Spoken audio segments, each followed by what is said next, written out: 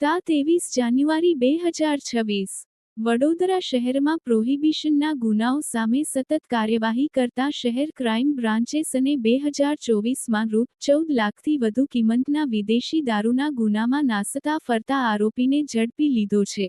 માનનીય police commissioner Shri Narasimha Kumar તથા અધિક પોલીસ કમિશનર શ્રી ડો. લીના પાટીલના માર્ગદર્શન હેઠળ ડીસીપી શ્રી હિમાંશુ કુમાર વર્મા અને એસીપી શ્રી ડી. જે ચાવડાની દિશાનિર્દેશમાં ક્રાઇમ બ્રાન્ચની ટીમો સતત વોચમાં હતી. પેટ્રોલિંગ દરમિયાન મળેલી માહિતીના આધારે ધુમાડ ચોકડી નજીક એક્સપ્રેસ હાઇવે પર ખાનગી રાહે રાખેલી વોચમાં ભીમસિંગ ફત્તેસિંગ રાવત ઉ.વ. 27 રહેવાસી મોડા કાકર, રાજસમંદ રાજસ્થાન ને પકડવામાં આવ્યો.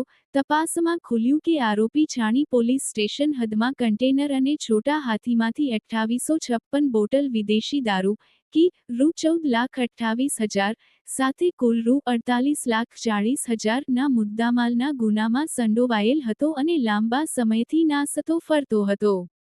આરોપીને વધુ તપાસ માટે છાણી પોલીસ સ્ટેશનને સોંપવામાં આવ્યો છે.